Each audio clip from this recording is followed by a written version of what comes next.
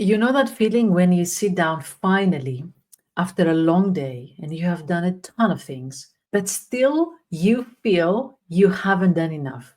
Like something is missing, something is bugging you, even though your to do list is completely checked off. And of course, I plead guilty here. I've done it in my past as well. I was very productive, and yet still I would feel pressure. I could not feel peace. I could not feel that all this productivity was okay. So let's explore where this is coming from and let's shift.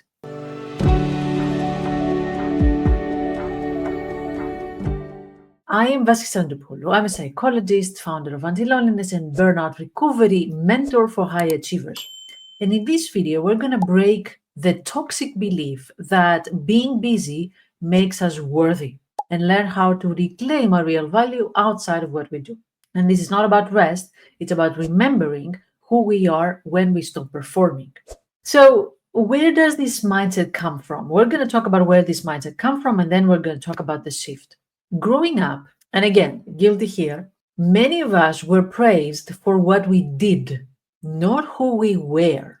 And to give you an example, you help your parents, sticker, gold star, you're fantastic. And when your relatives, the rest of the family would visit, that's the first thing that your parents would mention. Oh my God, she's such a good girl. She helped me with the house chores, or she did her homework and she got A in the test. That's the first thing that they would share with the rest of the family. So, help your parents, gold star. Got good grades, even better. But then the other qualities of yourself, being kind, being funny, being resilient, being persistent, whatever other caring, quality you have, they are not so much mentioned. Or to take it a step even further, sitting and being silly or resting, that was not productive. So it didn't count. You even heard your parents sometimes saying that, what, are you going to sit like that all day being lazy? Just do something with yourself, do something with your life. You're wasting your potential. They're wasting your potential. How many times we have heard that? And it's not just families, right? It's also society, that tells us stay busy, hustle hard, you can rest after you succeed. So, no wonder, of course, why our nervous system never feels safe, and especially when we pause. And for some of us, maybe staying busy can be a trauma response, and it was a way that we avoided feeling sadness or lonely or empty. So, all these emotions that we could not share with the rest of the family, we could not share it with actually the people that should have felt safe for us. So, there was no space for this feeling. We didn't know what to do with them, we didn't know how to process them. And of course, they did happen to everybody. So, we stayed busy so that we can avoid that scary unknown territory. So busy became an armor. Productivity became a proof that we're still valuable. So, what happens to our brain when we keep busy and then eventually still we don't feel that we are productive? Our dopamine system burns out. We stop feeling busy even if we achieve because we have become immune in achievements. We have achieved. And in the beginning, it was fantastic, but now it feels like, okay, so everybody could have done it. So what? We stay, though, in this fight or flight mode, high cortisol, shallow breathing, racing thoughts. We stay there. And our brain starts associating rest with danger. Like stillness becomes anxiety because rest means laziness, wasting your potential, unproductivity, etc. So that's a threat.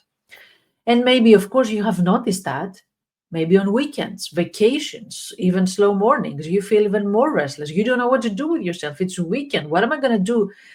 2 days of not working. How am I going to fill that up? So don't blame yourself. That's not failure. That's your body that forgot how to feel safe without doing something all the time. Underneath that busyness, of course, as we said before, maybe we are experiencing the fear of being lazy or irrelevant or selfish, a belief that if I'm not achieving, I'm not enough, or maybe something harder that anything not labeled as productive is a luxury you cannot afford. And I will explain anything not labeled as productive: joy, connection, spontaneity. So you're having a nice time and you're thinking, I cannot afford that. I really have to make more money, or I really have to be more productive, or I really have to work for that position that I got. I cannot, be playful with my kids or plan trips with my partner and go out to dinners with friends. Nah, I cannot afford that emotionally, not only financially. So that's the quiet tragedy, if I can use a strong word. That's a quiet strategy. Anything that not labeled as productive, it gets excluded from our life. You might be productive, to put it in another way, but you have excluded joy from your life because joy doesn't produce results. It's just pure joy out of small, even silly things. Presence doesn't check a box. You're just present with your favorite people. That doesn't check a box. It's not in the to-do list, right? Laughter doesn't earn money, or at least in the way we perceive it, in the limiting belief we perceive it. Playfulness doesn't scale your business. So why would we do that? So we keep pushing joy to the bottom of the list until one day we realize that we build a life of success, full of success, but empty of meaning and joy. So how to break that? We realize that this is not a place we want to be. There's no point in working, overworking, being successful and not being happy. That's not what we want. And especially not enjoying the results of this effort, not feeling worthy, even though we try so hard. So, what we're going to do, let's talk about 5 steps. First step, name that inner treadmill where you're working, working, working, and never getting off that treadmill. The voice that says, one more thing and then you can rest. Now, one more thing and then you can rest. Now, one more thing and then you can rest. You see, that can go on forever. Give it a name, visualize it. For me, it's a treadmill. What is your visual? And once you externalize it, you can challenge it. You can actually name it, call it out. Oh, here it is. I'm doing the treadmill again. The second thing, after we name it so that you can tame it. Schedule useless time on purpose. Ooh, that feels scary. Useless time on purpose? Well, that's going to be a funny one. So I ask my clients to schedule 15 minutes of doing something completely useless. Completely useless. Nobody's going to praise you for that. You're not going to put it on your LinkedIn. You don't need to share it with anybody. Just useless. Maybe cloud watching, playing with your dog, coloring with your child, or coloring just by yourself, dancing in your socks, whatever you want, and you find it useless. Doesn't matter. What matters is that this will trigger your belief you're wasting your potential, or you're not doing something productive, you're not worthy, etc. And that's what we want. We want that to be triggered, and we want us to stay with it, to stay with that discomfort without doing anything. And in that space where we're staying with that, we are creating the new belief. There's nothing wrong with me enjoying life in these 15 minutes. I don't need to earn joy. It's a birthright. It's my birthright. I'm not a machine. I'm a living being. But we have to create that space first. That's why we say, like, let's do this 15 minutes, trigger this discomfort, see what comes up, and then counter it with the new beliefs. Third step, build your identity beyond achievement. You have achieved massively or your whole life. And now I want you to journal with this prompt. Who am I when I'm not producing? And there, I want you to list traits of you, of your personality, not your skills anymore. You, curious, kind, funny, thoughtful, resilient, persistent, anything that can go in there. And you will start to see the person behind the productivity.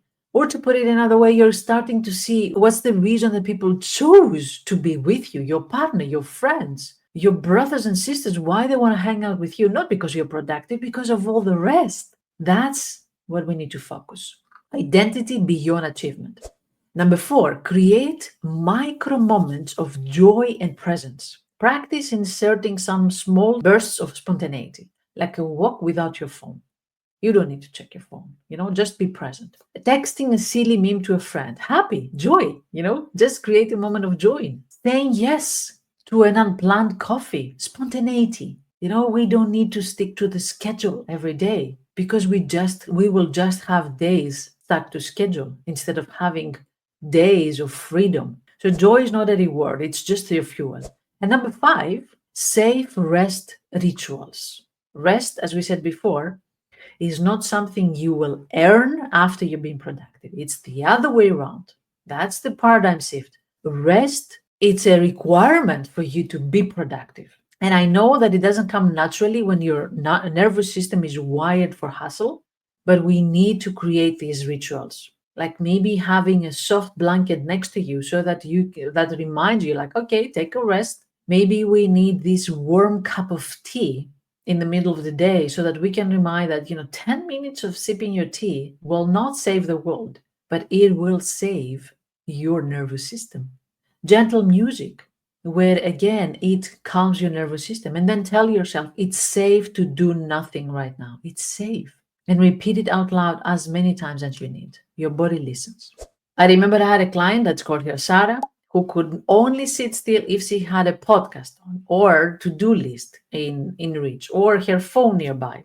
And she would say, if I rest, I feel like I'm disappointing myself or I feel I'm wasting my potential. Again, the wasting my potential.